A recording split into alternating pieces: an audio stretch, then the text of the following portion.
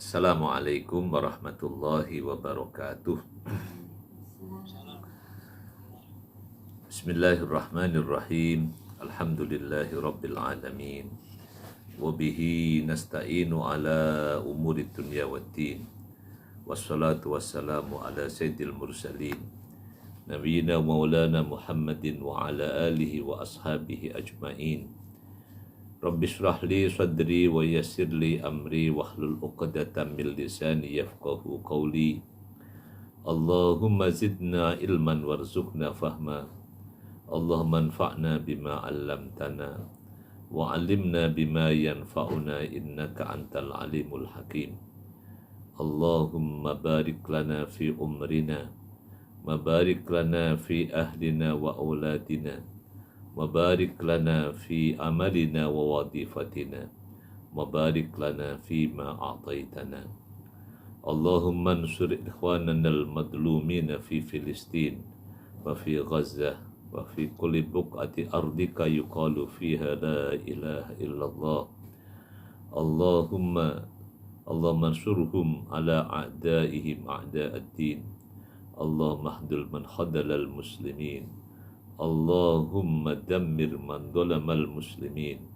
Allahumma rabbana ighfir lana wa liwalidina wa limasyayikhina wa li asatidatina wa li ikhwanina wa akhwatina wa li aqribaina wa liman lahu haqqun alaina innaka antal ghafurur rahim.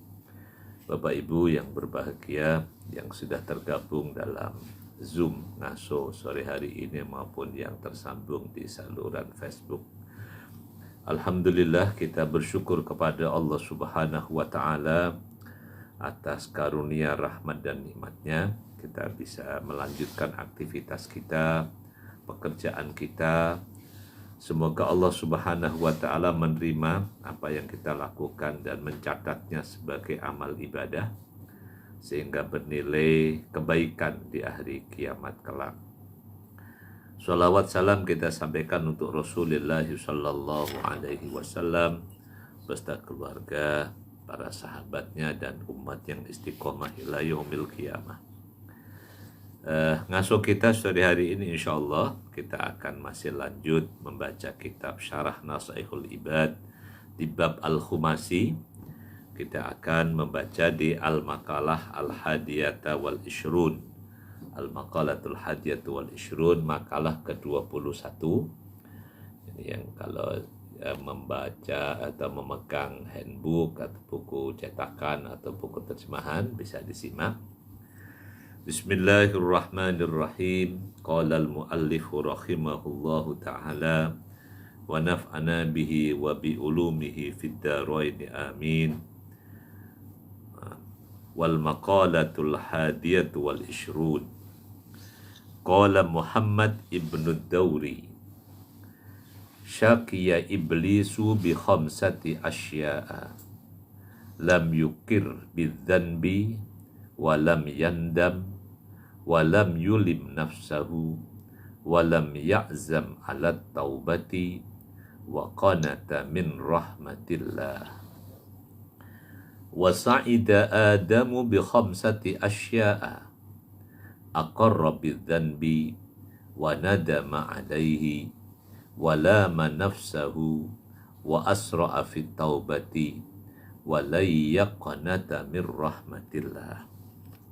Ini yang di teks di Al-Munabbihatnya Imam Ibnu Hajar Al-Asqalani. Jadi Al-Wal Maqalatul Hadiyatu wal Ishrun, saya baca syarahnya, makalah yang ke-21. Qala Muhammad ibn Dawri. Ini saya coba cari di beberapa buku Tabaqat Tarajim, ini banyak Muhammad Ad-Dawri. Ada Abbas, Muhammad dan lain-lain. Tapi ala kulli hal, jadi kita percaya dengan yang dinukil oleh Imam Ibnu Hajar. Jadi kalau tokoh yang Imam Ibnu Hajar menerima ungkapannya, menerima pendapatnya, ya kita ikut mengamini dan menerima apa yang dipilih oleh Imam Ibnu Hajar Al-Asqalani. Dalam nasihat yang disampaikan oleh Muhammad ibn Dawri rahimahullahu ta'ala, Ini menceritakan tentang iblis dan Adam. Syakia iblis, atau dibaca syaka iblis. Ini syakia, ini celaka. Celaka iblis, iblisu. Jadi telah celaka iblis apa iblis. Ini kalau mana pesantren. Jadi bi khamsati asya, sebab 5 perkara. Ada 5 hal yang membuat iblis itu menjadi celaka. Yang pertama adalah lam yukirra bidzanbi. Lam yukirra bidzanbi. Jadi pertama, iblis tidak ikrar, tidak mengakui. Makanya ikrar itu kan pengakuan.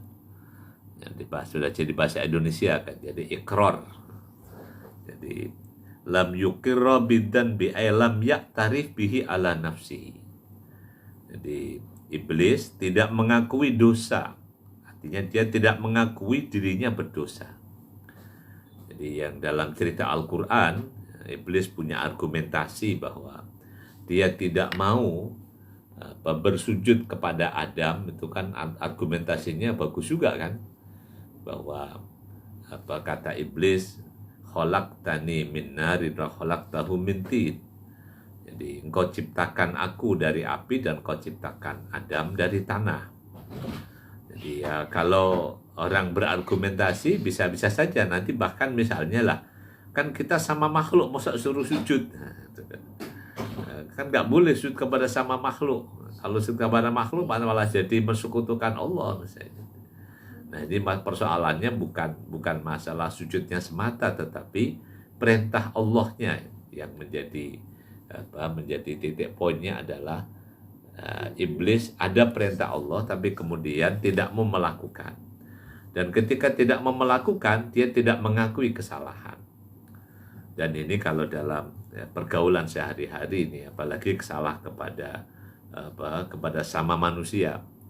Jadi kalau salah kepada Allah kan cukup selesai dengan taubat ya, dengan mengakui kesalahan dan berikutnya ini.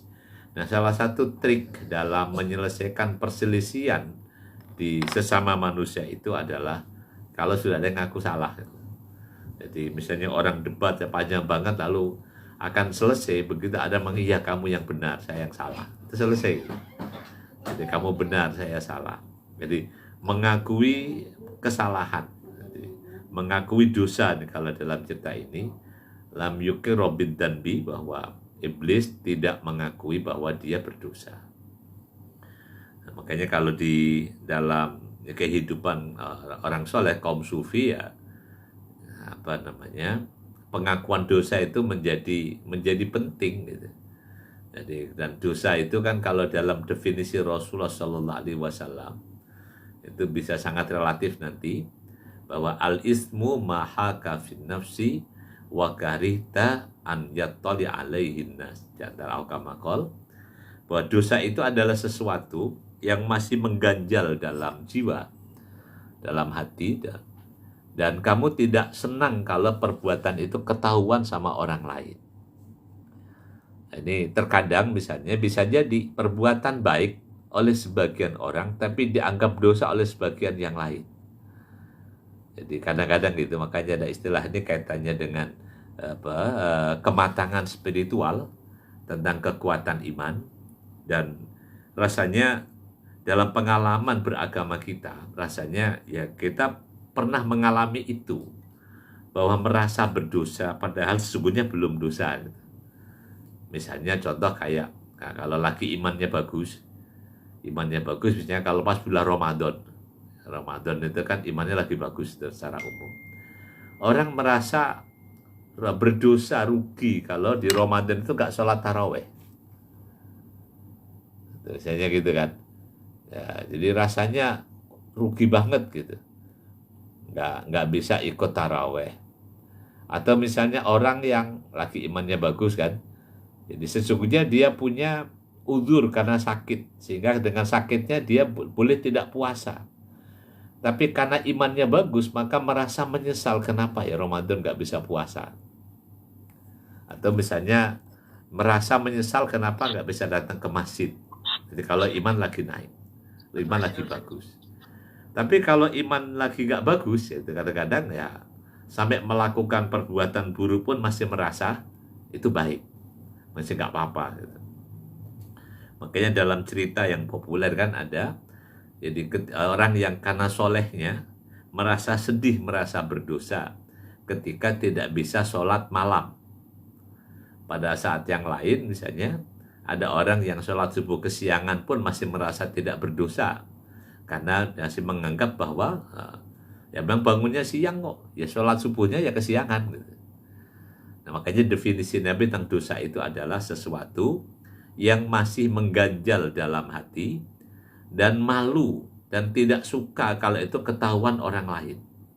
Maha kafin nafsi wa karihta an yattali alaihin nas au kama qol. Jadi ini nanti sangat relatif ya. Ada perasaan berdosa itu. Jadi orang sudah baik tapi masih merasa berdosa karena imannya bagus.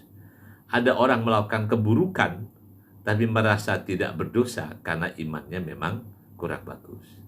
Ini tentang cara mendeteksi dosa. Nah ini kalau dalam cerita iblis menjadi celaka pertama, jadi karena nggak mengakui dosa, padahal jelas-jelas dia menolak perintah Allah Subhanahu wa Ta'ala. Jadi ketika diperintahkan untuk wa'alquna lil malaikat fasajadu illa iblisa aba wastakbara wa kana minal kafirin. Dan cerita ini di Al-Quran berulang-ulang, cerita tentang penolakan iblis bersujud kepada Adam, menolak perintah Allah ini. Nah, dan masih tidak mengakui kalau itu salah. Masih mengatakan bahwa ana khairun minhu khalaqtani min narin wa khalaqtahu min tin. Jadi ini yang enggak bahaya ya. Jadi kalau orang merasa lebih baik ini akhirnya susah untuk menerima kekurangan. Jadi orang kalau merasa dirinya lebih baik, nah itu akan menjadi salah satu pintu masuknya setan, sehingga ya, tertutup dirinya untuk bisa menerima atau mengakui kekurangan, mengakui kesalahan karena merasa dirinya itu lebih baik. Jadi ini yang bahaya kalau dalam urusan tazkiyatun nafas. Jadi ini pertama kata Syekh Muhammad Ad-Dauri bahwa kecelakaan iblis itu ada 5 sebab. Yang pertama adalah karena nggak mengakui dosa. Nah, kalau dalam syair i'tiraf itu kan yang mengakui dosa itu kan, pengakuan dalam i'tiraf itu kan, ilahi lastulil firdausi ahla wala aqwa ala naril jahimi fahabli taubatan waghfir dunubi fa innaka ghafirud dan bil adimi dunubi ka'adatir rimali wa afuka awsa'u wa arjali. Itu Allah alam. Jadi mengakui tentang banyaknya dosa yang ada pada dirinya, lalu berharap ampunan Allah Subhanahu wa Ta'ala. Yang pertama mengaku dosa ya. Dan dalam Islam kan ngaku dosa ini lebih ringan daripada yang ada di agama lain. Kalau yang punya ritual pengakuan dosa itu kan harus mengaku di depan publik, itu kan di depan, minimal di depan sang imam, depan pendeta, mengaku bahwa dia telah berbuat begini gitu kan, untuk nanti mendapatkan pengampunan dosa. Nah kalau dalam Islam kan nggak sampai seperti itu gitu. Jadi kalau pengakuan dosa kepada Allah ya cukup selesaikan dengan Allah Subhanahu wa Ta'ala. Oke, itu yang pertama. Yang kedua, walam yandam. Penyebab iblis celaka adalah karena iblis yang kedua tidak menyesal. Ailam yahzan ala dzanbi. Dia tidak sedih atas dosa-dosanya. Jadi nggak sedih, nggak menyesali dosa. Makanya kalau dalam orang sih pengen nggak berbuat dosa lah. Tetapi dosa yang membuat seseorang bersedih dan menyesal, itu kalau dalam ini ya, dalam hal pengembangan atau islahun nafas, perbaikan diri atau tazkiyatun nafas, Jadi dosa yang membuat seseorang menjadi sedih dan menyesal bisa jadi lebih baik daripada kebaikan amal soleh yang buat seorang malah menjadi sombong dan lebih baik. Alhamdulillah menjadi. Jadi ini kadang-kadang jadi apa namanya? Karena dari nanti dosa yang disesali itu akan dosa yang membuat orang menyesal ini akan bisa membuka pintu kebaikan. Di antaranya misalnya saking sedihnya orang terhadap dosanya, maka sangat mungkin sampai orang itu memohon ampun kepada Allah, saking seseriusnya sampai bisa menangis. Dan kalau orang sampai bisa menangis karena takut kepada Allah, itu kan menjadi salah satu pintu kebaikan.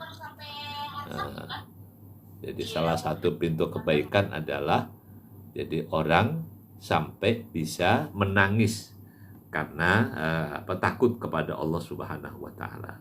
Jadi itu atau misalnya ketika orang menyesali dosanya itu, jadi karena sudah merasa berdosa lalu dia menyesal, itu kan yang akan menjadi menjadi border ya, menjadi pagar, menjadi tembok untuk tidak mengulang. Lam yahzan. Jadi kalau kesalahan iblis adalah karena tidak menyesali, tidak sedih dengan dosa-dosanya. Makanya kalau kata Ebit GAD itu kan yang mungkin menyebabkan banyak musibah karena kita bangga dengan dosa-dosa itu. Bukannya sedih. Jadi bangga dengan dosa itu sesungguhnya bukan cara manusia yang baik. Jadi bangga dengan dosa itu bahkan lebih buruk daripada iblis. Karena iblis di sini dikatakan tidak menyesali. Jadi apalagi sampai bangga dengan dosa. Makanya kalau dalam cerita tentang mujahir, kullu umati mu'afa ilal mujahir, semua umatku ada kemungkinan untuk dimaafkan kecuali mujahir. Mujahir itu adalah orang yang berbuat dosa, Allah sudah tutupi, lalu dia ceritakan dosanya itu kepada orang lain dengan senang dan bangga. Na'udzubillah min dzalik. Karena ketika orang tidak menyesali dosa, apalagi menceritakan dosanya kepada orang lain, menyebarluaskan dosa, ini akan berdampak nanti dalam psikologi sosial. Jadi makanya kalau semakin banyak orang yang melakukan perbuatan dosa, itu secara psikologis dan psikologi sosial, pelaku dosa akan merasa aman, merasa tenang, merasa nyaman. Jadi orang salah itu akan jadi beban dalam jiwanya kalau dia sendiri. Tapi kalau orang salah itu punya banyak teman, maka nanti tekanan dalam jiwanya akan semakin berkurang. Dan sampai nanti orang tidak sedih dengan dosanya, dengan kekurangannya. Itu kalau contoh dalam kehidupan kita yang mungkin pernah ngalamin ketika sekolah dulu. Jadi ketika kita sekolah dan dalam ulangan atau ujian, saat kita mendapatkan nilai buruk dalam salah satu mata pelajaran, saat lembar jawaban dibagikan nilai kita jelek, nilai kita buruk, maka keburukan itu membuat kita sedih. Kenapa nilainya kok jelek? Jadi sedih kan?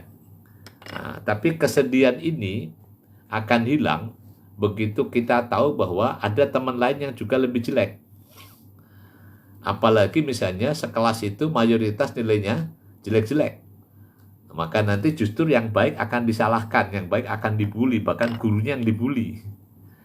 Itu diantara nanti dampak psikologi sosial ketika kejelekan tidak disesali, bahkan kejelekan itu dipublikasikan, ini akan membuat orang-orang yang tadinya tidak berpikir tentang keburukan, nggak punya niat keburukan, malah berani berbuat buruk karena merasa banyak teman.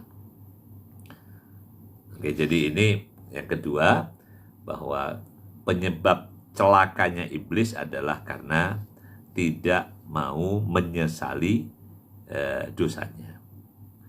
Yang ketiga, walam yalum nafsahu ala fi'lihi. Walam yalum nafsahu ala fi'lihi, dan tidak menyalahkan dirinya. Kenapa melakukannya? Walam yalum nafsahu. ala fi'lihi, dan tidak nyalahkan dirinya kenapa melakukannya. Jadi secara umum orang itu kalau melakukan kesalahan itu akan sebelum menyalahkan orang lain, tentu yang harus salahkan adalah diri sendiri. Fala talumanna illa nafsak. Nah, ini kalau di perilaku sosial yang buruk adalah ketika orang salah lalu mencari kambing hitam yang disalahkan orang lain. Nah, harusnya kalau ada kesalahan itu ya dalam perbuatan apapun, sebelum menyalahkan orang lain harusnya menyalahkan diri sendiri. Kenapa sampai bisa melakukan perbuatan itu? Ya biasanya, tapi kan karena digoda oleh orang lain, karena pengaruh orang lain, ya orang lain yang mempengaruhi. Tapi keputusan untuk melakukan atau tidak melakukan ya terpulang kepada masing-masing orang. Makanya dalam kaidah tentang taubat, tentang pertanggungjawaban amal perbuatan, ya kembali terpulang kepada masing-masing orang. Jadi tidak bisa kemudian melemparkan kesalahan itu kepada orang lain dengan alasan saya kan cuma ngikut, saya kan digodain, saya terpengaruh. Ya tetap saja pertanggungjawaban amal akan terpulang kepada seorang yang bersangkutan. Kenapa dia melakukannya? Ini kesalahan iblis adalah dia tidak menyalahkan dirinya. Nah, yang keempat, walam ya'zam alat taubah. Walam ya'zam, dan tidak punya azam, nggak punya rencana. Jadi nggak punya kebulatan tekad alat taubati untuk taubat. Jadi nggak ada rencana untuk taubat aja nggak ada. Ini berbeda nanti dengan Nabi Adam yang begitu ditegur salah langsung memohon ampun kepada Allah Subhanahu wa taala. Jadi itu yang membedakan. Yang poin keempat adalah bahwa iblis ini tidak punya rencana untuk tobat. Gimana kalau tobatnya rencananya diundur? Ini kan suka di kita ini. Kapan tobat? Nanti kalau pensiun. Jadi kapan mau tobat? Nanti kalau sudah pensiun. Ya ini ya ada baiknya sih, tapi ya banyak nggak baiknya. Gitu. Misalnya ya masih ada rencana tobat, ada. Oke kan, beda dengan iblis kan memang nggak ada rencana. Cuman kekurangannya adalah kenapa menunda-nunda rencana kebaikan. Harusnya kalau itu kebaikan, ya nggak usah pakai ditunda. Jadi kalau dalam kebaikan itu kan perintahnya wasari'u, bersegera. Ada fastabiqul khairat, berlomba-lomba dalam kebaikan. Nah, tapi dari sisi baiknya masih ada baiknya adalah bahwa orang yang mengatakan nanti kalau sudah pensiun, artinya orang itu masih punya azam, punya rencana untuk tobat. Makanya ya nggak usah jangan orang yang begitu langsung diserang, kalau udah pensiun baru tobat. Emang ya kita apresiasi lah, pertama ada rencana tobat itu sudah bagus. Punya rencana tobat itu bagus. Nah sekarang gimana cara meningkatkan kebaikan itu agar lebih efektif? Jadi jangan dicela, jadi orang menunggu tobatnya nanti kalau pensiun, nanti kalau sudah tua dan sebagainya. Baguslah masih ada rencana tobat. Nah tinggal ya diingatkan, ya kira-kira ada nggak jaminan kalau sampai pensiun? Ada nggak bisa menjamin hidup kita, umur kita sampai pensiun? Misalnya gitu kan. Atau misalnya nunggu nanti kalau sudah tua, ada nggak jaminan bahwa kita dikasih umur sampai tua? Tapi sekali lagi, punya niat, punya kesadaran, punya taubat, ini sudah membedakan manusia dengan iblis. Karena iblis dalam cerita ini tidak punya rencana taubat. Jadi nggak ada azam untuk taubat. Makanya ya kita bersyukurlah di Indonesia ini ya secara umum masyarakatnya, jadi agamisnya itu meskipun dalam level yang beraneka macam, tapi termasuk tadi bahwa orang-orang yang sedang bergelimang dalam kesalahan pun misalnya belum bisa keluar dari lingkaran naudzubillah min dzalik gitu ya, misalnya secara umum mereka masih punya niat. Kalau ditanya kapan nanti mau berhenti, kapan mau tobat, selalu jawabannya ya masih ada jawaban nanti kalau sudah pensiun, nanti kalau sudah Nah, ini. Ah, wallah alam. Jadi secara ini ya rencana sudah bagus. Nah, kekurangannya adalah bahwa tidak bersegera dalam kebaikan. Itu yang perlu kita perbaiki. Jadi kita bisa memotivasi orang yang sudah punya rencana baik itu untuk disegerakan kalau memang tidak ada halangan yang berarti. Oke ya, wallah alam bisawab. Jadi itu yang keempat. Nah, yang kelimanya adalah wa qanata min rahmatillah. Bahwa kesalahan iblis adalah karena dia sudah putus asa dari rahmat Allah Subhanahu wa taala.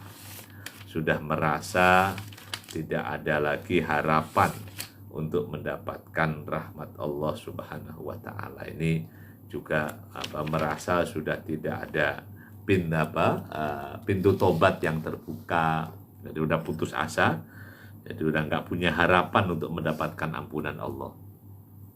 Ini kalau dalam hal harapan untuk mendapatkan ampunan Allah, ini kan seruan Allah bisa dilihat dalam surah Az-Zumar, surah ke-39 dari ayat ke-53 dan seterusnya, minimal 2 atau 3 ayat.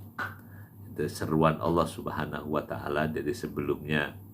Jadi kalau dalam contoh tentang Allah yang membuka rizkinya kepada siapapun, jadi orang ahli maksiat pun dikasih rizki.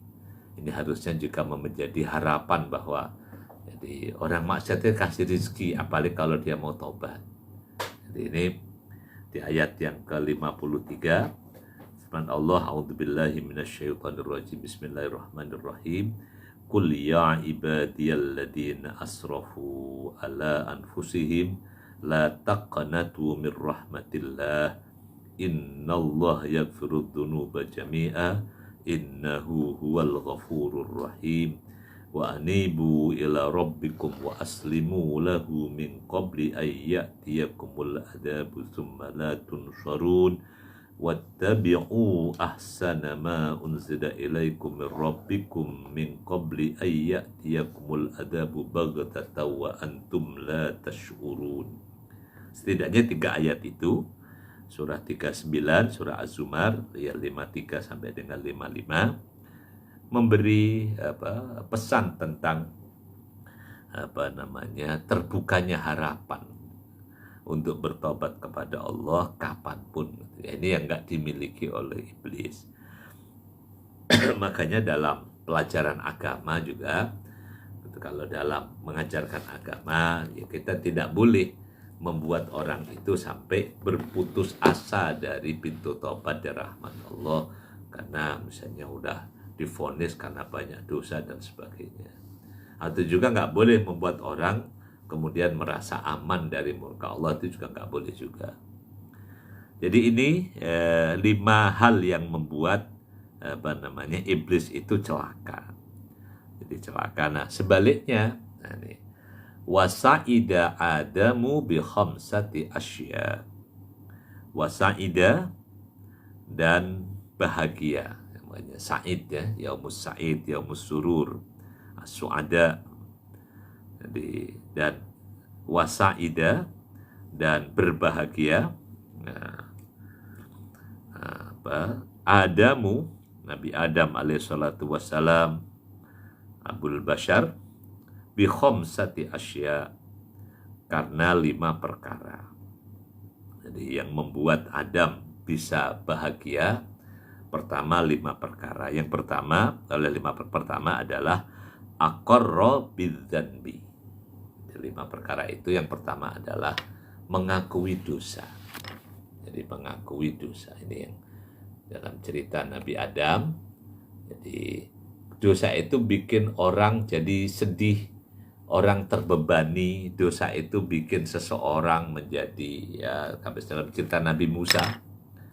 Nabi Musa ketika merasa bersalah kepada Fir'aun dalam surah Asy-Syu'ara, itu diantaranya ya.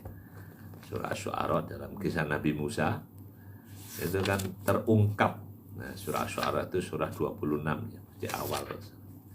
Jadi apa? Ungkapan Nabi Musa tentang dosa. Jadi ayat ke-14, mulai dari ayat ke-12 ya, surah Asy-Syu'ara. Itu ada cerita misalnya bagaimana Nabi Musa mengungkapkan bagaimana dosa itu, kesalahan itu membebani jiwanya. Firman Allah tentang Nabi Musa, A'udzubillahi minasyaitonirrajim. Bismillahirrahmanirrahim. Qala rabbi inni akhafu ayyukadzibun wa yadhiqu sadri wa la yantaliqu lisani fa arsil ila Harun wa lahum alayya dhanbun fa akhafu ayyaqtulun. Cerita pengakuan Nabi Musa ya. Kalau mau dibaca lengkap setidaknya ayat ke-10. Wa idna da rabbuka Musa anitil qawmad dhalimin qawma fir'auna ala yattaqun. Nabi Musa mengungkapkan tentang bagaimana pengaruh merasa bersalah kepada kaumnya Fir'aun itu. Jadi ada perasaan takut nanti akan ditolak, akan didustakan. Sampai juga dia merasakan bahwa yadiku sadri, dadaku sempit, wala yantaliqu lisani, ngomong pun gak lancar karena ada merasa bersalah. Walahum alayya dhanbun, saya merasa berdosa salah kepada mereka, maka fa'akhafu ayyaqtulun. Jadi dosa itu bikin orang menjadi, kalau bahasa psikisnya itu depresi, dalam tekanan. Hanya dosa itu bikin orang dalam tekanan, depresi, bikin orang nggak bahagia. Jadi itu makanya, jadi kalau orang pengen bisa bahagia ya jangan banyak dosa, karena dosa itu bikin orang nggak bahagia. Jadi orang bersalah itu sampai pengaruh psikisnya cukup berat. Kisah Nabi Musa itu ya. Kalau Nabi Musa kan kita kenal sebagai sosok yang tangguh dan kuat, tapi karena pengaruh kesalahan itu seperti itu. Nah, yang bisa membuat orang itu bisa keluar dari tekanan dosa ini adalah pertama mengakui kesalahannya. Maka dalam kisah Nabi Adam alaihissalam, jadi begitu ditegur karena melakukan kesalahan atas godaan iblis dalam surah A'raf, setidaknya cerita itu. Jadi cerita Nabi Adam dan iblis di awal Al-A'raf ya. Jadi cerita Nabi Adam dan iblis awal A'raf sampai ayat ke 22. Jadi dari ayat sebelumnya yang itu bersumpah-sumpah menasihati Nabi Adam, sampai akhirnya Nabi Adam terjerumuskan oleh godaan iblis, godaan setan.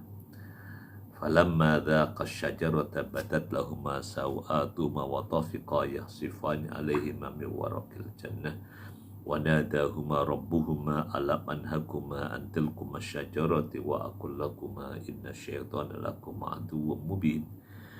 Ketika sudah ditunjukkan kesalahan Nabi Adam, jadi karena tergoda oleh godaan setan itu, maka Nabi Adam segera menyadari kesalahannya dan mengatakan, Rabbana dhalamna anfusana wa illam taghfir lana wa tarhamna lanakunanna minal khasirin. Ayat ke-23 ya, soal A'raf itu. Jadi pengakuan dosa, mengaku kepada Allah Subhanahu wa taala. Ini yang kalau kepada secara ini secara psikis ya, dalam psikologi orang itu, kalau dia sudah bisa mengungkapkan kepada pihak yang dia berbuat salah, lalu dari yang pihak itu kemudian apalagi sampai memberikan ampunan, memberikan maaf, memberikan pemutihan, nah itu akan langsung hilang itu depresi yang ada pada seseorang. Jadi kalau di tengah jiwa manusia. Ada lagi misalnya cerita yang hampir mirip ini kalau di Al-Quran, cerita Nabi Yunus itu juga dalam surah Al-Anbiya ya. Nabi Yunus ketika dalam perut ikan, itu kan juga yang diungkapkan bentuk istighfarnya adalah pengakuan akan kesalahannya. Itu kan ayat ke-87 surah Al-Anbiya, kisah Nabi Nuh, kisah Nabi Yunus. itu juga tentang bagaimana mengakui dosa, mengakui kesalahan. Sebenarnya Allah di surah Al-Anbiya surah 21 ayat ke-87, A'udzubillahi minasyaitonirrajim, bismillahirrahmanirrahim. Wa dhannuni idh dhahaba mughadiban fadhanna allan naqdiru alaihi fanada fi dhulumat alla ilaha illa anta subhanaka inni kuntu minadz zalimin. Maka Bapak Ibu rahimakumullah, pendengar yang berbahagia, para peserta ngasuh, bahwa memang kesannya agak aneh ya. Tetapi nanti kalau mau dibuktikan secara psikis, kejiwaan, jadi salah satu cara orang untuk keluar dari tekanan kesalahan, tekanan depresi kesalahan itu adalah mengakui kesalahan itu, terutama kepada pihak yang dia bersalah kepadanya. Nah, gitu kan. Ini cara orang keluar. Makanya mengungkapkan perasaan bersalah itu sangat penting ya. Makanya kalau kita lihatin dalam cara orang-orang yang dalam tekanan psikis, kenapa orang untuk keluar dari tekanan itu berteriak, kenapa orang itu mengeluarkan ekspresi agar bisa keluar dari tekanan. Nah, ini kalau merasa bersalah itu diantara kalau pakai cerita ini, kalau dalam melakukan terapi terhadap kondisi depresi, maka ya yang pertama adalah mengakui ada kesalahan, apalagi nanti bisa mendapatkan pemutihan, ampunan dari pihak yang dia merasa berbuat salah. Ini cerita dalam Al-Quran ya, ada 2 ayat yang menceritakan tentang tentang pengakuan dosa, pengakuan kesalahan. Ada Nabi Adam, ada Nabi Yunus. Lalu kembali ke syarah Nasihatul Ibad. Wa an Aisyata radhiyallahu anha. Kalau ini ayatnya ya, kalau Rabbana wahai Tuhan kami, dolamna telah berbuat dolim kami, anfusana pada diri kami sendiri. Wa illam taghfir lana, dan jika engkau tidak mengampuni kepada kami, wa tarhamna, dan jika engkau tidak menyayangi kami, lanakunanna, sungguh kami menjadi minal khasirina, termasuk orang yang merugi. Ini sepertinya kalau redaksi diterjemahkan kayak peta kompli kepada Allah. Ya Allah, kalau gak diampuni nanti saya rugi ya Allah. Ya untunglah Allah yang maha pengampun, maha penyayang. Maka ketika ada orang mengakui seperti ini, Allah berikan ampunan, Allah berikan kasih sayang. Wa an Aisyah radhiyallahu anha, dan dari Aisyah radhiyallahu anha mengungkapkan, innal abda, sesungguhnya seorang hamba, idza tarofa bi dzanbihi,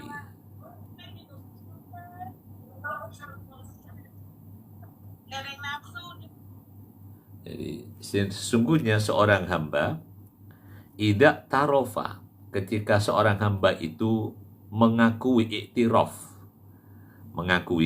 iktiraf bidan bihi, atas dosanya, summa taba, lalu hamba itu bertaubat, taballahu alaihi, maka Allah pun akan memberikan taubat kepadanya.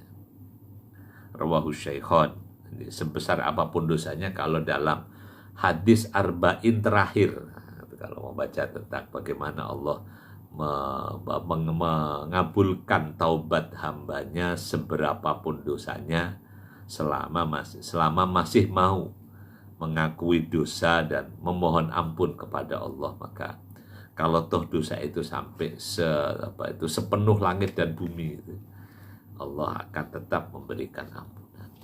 Itu kalau di hadis terakhir ya, arba'in. Jadi ini tentang manfaat mengakui dosa. Makanya salah satu syair yang terkenal adalah syair iktiraf itu kan, ilahi lastulil firdausi ahla, pengakuan tentang dosa diri sendiri. Nah, yang kedua yang membuat Adam bahagia itu adalah wanadama alaihi. Nadama, jadi menyesali. Jadi menyesal itu bikin bahagia, yang menyesali dosa. Tapi kalau menyesali peluang itu bikin orang menjadi tidak bahagia. Menyesal kenapa tidak datang di acara yang itu bisa bikin orang jadi tidak bahagia. Tapi menyesali dosa itu menyesali itu bisa menjadi salah satu sebab orang itu bahagia. Karena nanti dari penyesalan itu jadi akan pertama membuat orang itu memiliki benteng, tembok dirinya dengan dosa bisa terbangun kembali. Jarak dirinya dengan dosa akan semakin jauh lagi. Jadi ini tentang menyesali ini dalam pengaruh psikologis.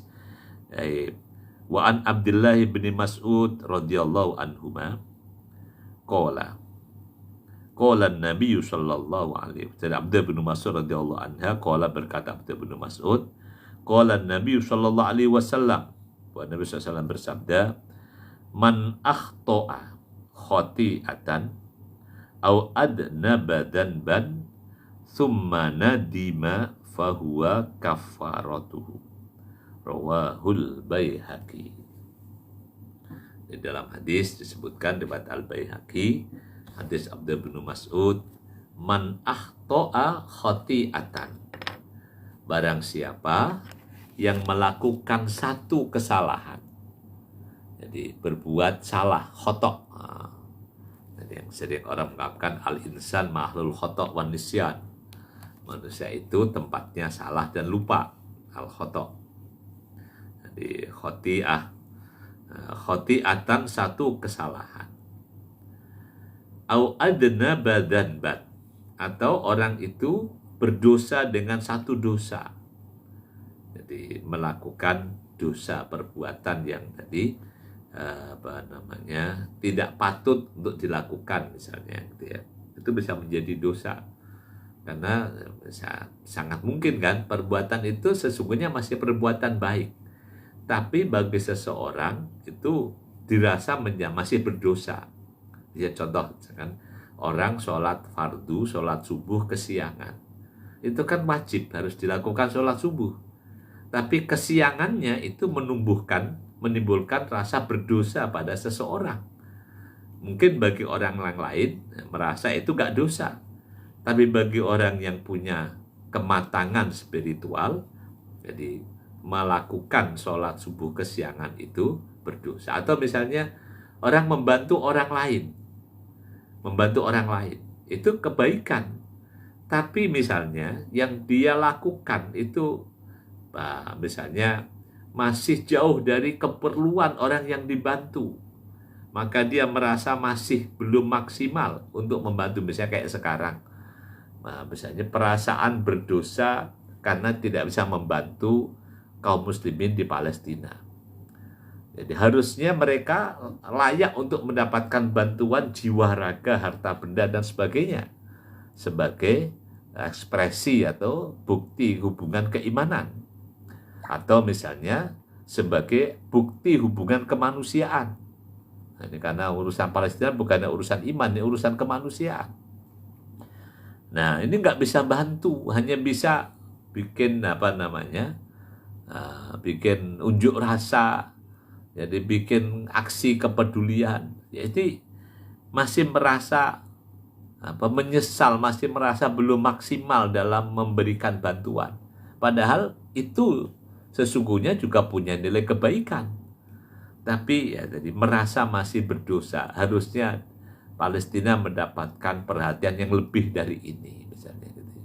Nah, ini adna badan summa nadima, lalu dia menyesal kenapa cuma segitu yang dia bisa diberikan. Maka penyesalan itu adalah fahuwa kafaratuhu. Maka penyesalan terhadap dosa, penyesalan terhadap kesalahan yang dilakukan, jadi menyesali itu adalah menjadi kifarat, penghapus atas kesalahan atau dosa yang dilakukan. Rawahul Baihaqi. Itu yang kedua. Yang ketiga, yang membuat orang itu bahagia adalah walama nafsahu, menyalahkan diri sendiri, melakukan koreksi pada diri sendiri. Ini salah satu pintu kebahagiaan yang perlu penjelasan panjang. Karena sebagian orang lebih bahagia ketika bisa menyalahkan orang lain. Jadi ada sebagian orang itu yang senangnya itu, bahagianya kalau bisa ketemu kambing hitam. Merasa bahwa begitu ketemu kambing hitam, lempar batu sembunyi tangan, itu merasa bahagia. Ini kan tipe, maaf, jadi kalau itu kan ini mental pengecut ya gitu kan. Tapi kalau dalam kemanusiaan yang hakiki, bahwa menjadi orang yang bertanggung jawab itu adalah sumber kebahagiaan. Orang yang bisa mempertanggungjawabkan perbuatannya itu adalah sumber kebahagiaan. Karena jadi manusia itu semakin tumbuh dewasa, maka yang harus juga semakin tumbuh adalah kedewasaannya, dan kedewasaan itu ditunjukkan dengan pertanggungjawaban. Nah, maka ketika orang bisa bertanggung jawab, dan bertanggung jawab ini juga ada levelnya. Ada orang yang hanya bisa mempertanggungjawabkan diri sendiri, sampai nanti ada orang yang bisa mengambil alih mempertanggungjawabkan dalam skala yang lebih besar. Misalnya kayak kalau Nabi kan, jadi mengambil alih pertanggungjawabannya untuk keselamatan seluruh umat manusia, ummati. Itu kan bentuk pertanggungjawaban yang nggak terkalahkan, bahwa Nabi SAW mengambil alih pertanggungjawaban seluruh umatnya ada di pundaknya, gitu kan. Nanti sampai di bawahnya misalnya orang yang misalnya negarawan. Negarawan adalah orang yang mengambil alih, merasa bertanggung jawab atas seluruh apa yang ada di negerinya, gitu kan. Jadi ketika orang tidak bisa memenuhi pertanggungjawaban itu, maka dia menyalahkan dirinya. Kenapa tidak bisa menyelamatkan seluruh umat manusia, tidak bisa bereaksi terhadap kemanusiaan yang ada di Palestina misalnya. Itu ini kemanusiaan dalam makna yang yang lebih luas ya. Nanti kalau pertanggungjawaban terhadap bangsa, negara, sampai nanti ya orang dianggap egois kalau hanya mempertanggungjawabkan dirinya sendiri, nggak peduli sama yang lain. Lebih parah lagi orang yang tidak bertanggung jawab atas dirinya sendiri, yang kalau ada apa-apa selalu yang dicari kambing hitam. Na'udzubillah min dzalik. Karena seharusnya ketika orang itu makin tumbuh dewasa, maka yang tumbuh adalah juga rasa pertanggungjawaban atau ruhul mas'uliyah. Nah, di antara efek ruhul mas'uliyah adalah keberanian untuk menyalahkan, mengoreksi dirinya sendiri. Ini ruhul mas'uliyah. Jadi pertanggungjawaban itu, jadi pertanggungjawaban adalah di antaranya ditunjukkan dengan keberanian mengoreksi, menyalahkan diri sendiri. Dengan cara itu, jadi orang akan melakukan perbaikan. Jadi seseorang akan berani, orang akan maju untuk setelah mengetahui kekurangannya, dia akan cari bagaimana cara menyempurnakannya.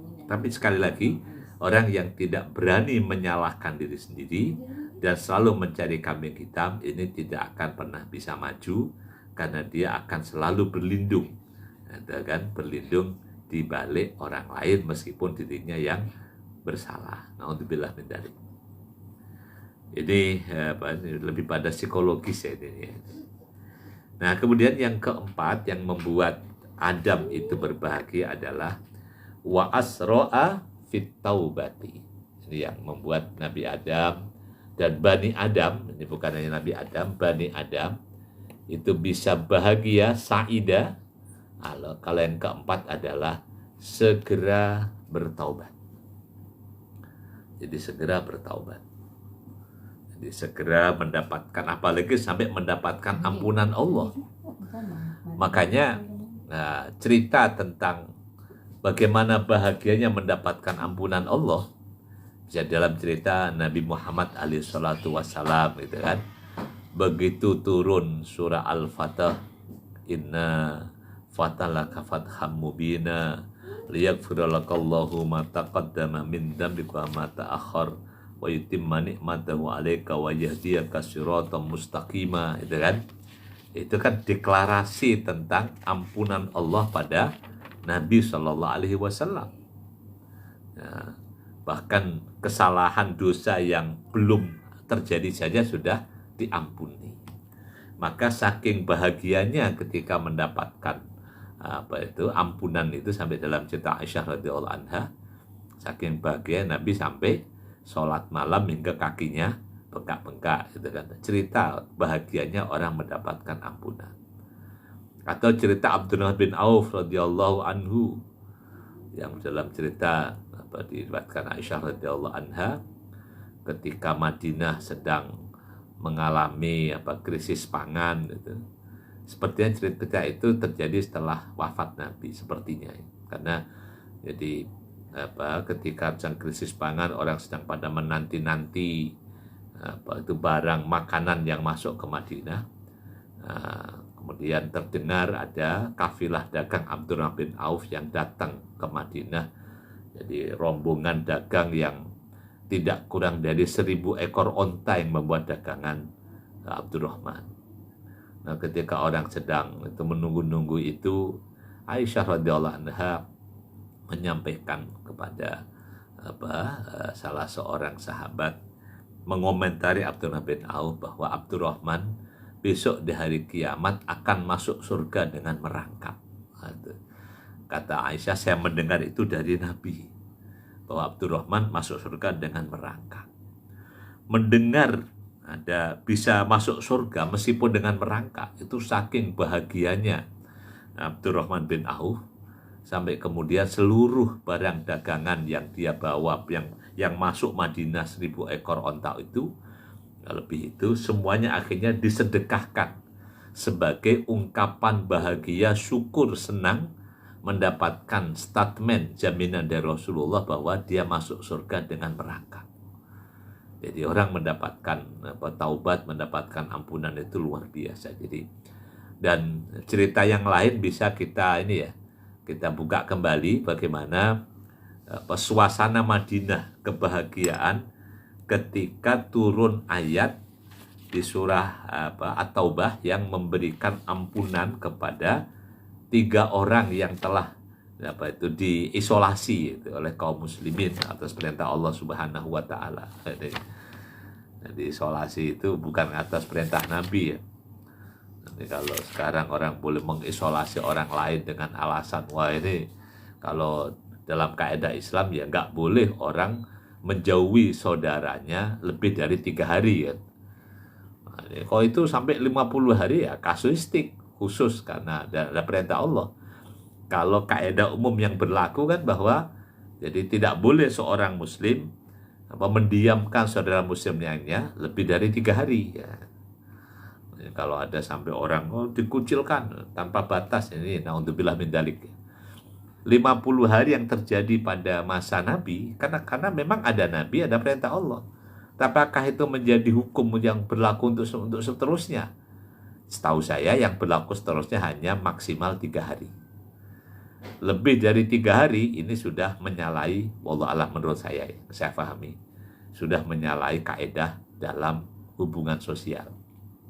Jadi pengucilan. Nah ini dalam cerita ketika turun taubat terhadap 3 orang. 3 orang yang 3 orang yang yang diisolasi itu dalam cerita kan bahwa Madinah gegap gempita ketika ada berita tentang taubat yang Allah berikan untuk 3 orang itu. Jadi orang mendapatkan taubat itu membahagiakan gitu. Sampai ya ini secara umum. Nah kalau di dalam hubungan sehari-hari ya bisa kita perhatikan ketika seseorang mendapatkan ampunan maaf dari sesama, yang tadinya misalnya malu ketemu, gitu kan, begitu udah nggak apa-apa kok, udah saya maafin, maka secara psikis ya, kejiwaan orang itu yang telah dimaafkan, yang tadinya malu, yang tadinya ada beban, begitu nggak apa-apa kok, saya udah maafkan, maka akhirnya itu akan hilang. Itulah pengaruh taubat. Makanya subhanallah, jadi kalau misalnya urusan kepada Allah subhanahu wa ta'ala bisa kita selesaikan, maka saat nanti berjumpa dengan Allah itu akan bisa menikmati suasana yang disebut dalam Al-Quran, la khaufun alaihim walahum yahzanun, nggak takut, tidak sedih. Ini kalau kaitannya dengan taubat ya, misalnya bisa kita ambil contoh ketika seseorang yang merasa bersalah dengan orang lain, lalu karena merasa bersalahnya itu malu ketemu, nggak enak ketemu, dan sebagainya, itu ada beban psikis. Nah begitu orang yang dia merasa bersalah, kemudian sudah mendeklar bahwa saya sudah maafkan dia, saya sudah tidak ada masalah dengan dia, misalnya gitu kan, udah saya putihkan semuanya, maka yang tadinya nggak enak ketemu akhirnya mulailah jadi enak ketemu, tidak ada beban itu. Oke, ini tentang pengaruh ini ya, pengaruh taubat. Makanya kenapa kok kita ini diajarkan dalam Islam, segeralah bertaubat. Karena begitu orang sudah mendapatkan ampunan Allah, maka di antara nanti efek psikologisnya adalah orang itu merasa akan menjadi semakin ringan, tidak ada beban untuk menghadap Allah subhanahu wa ta'ala. Makanya misalnya kalau orang kenapa kok males sholat, males ibadah, males sebagainya. Nah, makanya mulailah yang pertama kalau dalam ilmu sufi itu kan, ilmu tasawuf, di antara tangga pertama dalam tazkiyatun nafas adalah taubat, memohon ampun kepada Allah subhanahu wa ta'ala. Kalau di sini di di syarahnya Syekh Nawawi Al-Bantani, wa asra'a fi taubati bita'ati asbabiha, dengan melakukan seluruh sarana yang mendapatkan ampunan taubat dari Allah subhanahu wa ta'ala, apapun. Misalnya kalau dalam hadis Nabi, wa adbi sayyidal hasanatamhuha, segeralah ikuti, kalau habis melakukan perbuatan buruk segera susul dengan kebaikan, misalnya itu kan, atau bisa menghapus, atau misalnya segala amal-amal kebaikan itu juga memiliki manfaat untuk menghapus dosa, apalagi sampai nanti dalam bentuk misalnya memohon ampun dalam bacaan istighfar dan sebagainya. Jadi ini yang akan bisa membuat orang bahagia karena sudah menghilangkan tekanan psikis akibat orang merasa bersalah, merasa berdosa. Yang terakhir adalah walam yaqnut min rahmatillah. Yang membuat orang itu bahagia adalah kalau orang tidak putus asa dari rahmat Allah. Jadi, selalu punya harapan. Selalu punya harapan, meskipun kadang-kadang harapan itu ya rasanya masih jauh banget. Tapi selama masih punya harapan, maka orang akan tetap memiliki benih kebahagiaan. Misalnya contoh, betapa panjang harapan Nabi Ibrahim untuk mendapatkan anak. Itu kan ceritanya panjang banget, sampai udah puluhan tahun. Tapi karena masih yakin dengan harapan kepada Allah subhanahu wa ta'ala, ya akhirnya tetap kebahagiaan itu terpelihara dan tidak kehilangan asa ya. Atau kisah Nabi Zakaria kan juga gitu kan, itu kan sampai ya walam akun bidu'aika rabbi syaqiyya, nggak pernah merasa kecewa kalau mohon kepada Allah. Jadi ini yang membuat orang itu bisa terlalu bahagia adalah karena selalu punya harapan kepada Allah. Nah, harapan ini kalau secara efek, kalau orang punya harapan, dampak kalau orang punya harapan itu akan membuat orang rajin berusaha. Tapi kalau orang nggak punya harapan, nah, itu bahaya. Itu akan malas berusaha. Misalnya contoh lah, orang yang sakit dan punya harapan sembuh, insya Allah akan rajin berobat. Nah, apa kan? Nah, usahanya akan gigih karena punya harapan sembuh. Tapi coba orang sakit dan nggak punya harapan sembuh, ya udah, dia nggak akan mau berusaha untuk berobat. Ya udah, ngapain saya berobat juga nanti mati juga, misalnya gitu. Nah, nggak punya harapan, misalnya. Orang yang misalnya gagal tapi punya harapan, kayak petani misalnya, kayak sekarang misalnya kan, kemarau panjang, tapi masih punya harapan nanti kalau sudah mulai turun hujan, insya Allah kita bisa mulai tanam. Itu kan, ini kemarau panjang kan bikin orang, ya kapan kita bisa nanam? Ini akan krisis pangan dan sebagainya. Tapi ketika punya harapan nanti akan ada hujan, maka itu akan menumbuhkan rasa bahagia. Nah, rasa bahagia harapan itu akan tadi menumbuhkan orang untuk giat berusaha. Misalnya orang yang punya harapan nanti akan bisa menanam padi di musim hujan, maka kemarau panjang seperti ini tidak membuatnya putus asa, bahkan bisa menjadi peluang. Nah, kemaraunya panjang, bisa dilakukan perbaikan-perbaikan saluran. Ini kalau di kita di Bekasi ini, ini kemarau panjang, ini peluang nanti kalau hujan deras akan banjir. Harusnya ya dikasih kemarau panjang, saatnya bersih-bersih selokan agar bisa selokannya bersih, nanti kalau air datang bisa lancar misalnya gitu. Ya tapi inilah. Jadi harusnya teorinya harapan itu akan membangkitkan semangat orang berusaha. Contoh tadi kan, kalau orang punya harapan sehat, maka dia sakit apapun akan semangat untuk berobat. Orang yang punya harapan besar mendapatkan untung besar, maka dia tidak kenal lelah dalam berusaha. Tapi kalau harapannya tipis, ya akhirnya orang akan malas berusaha. Demikian Bapak Ibu rahimakumullah, pengajian kita sore hari ini hanya sampai di makalah 21. Insya Allah kita lanjutkan di lain waktu di makalah yang ke-22 di pekan depan.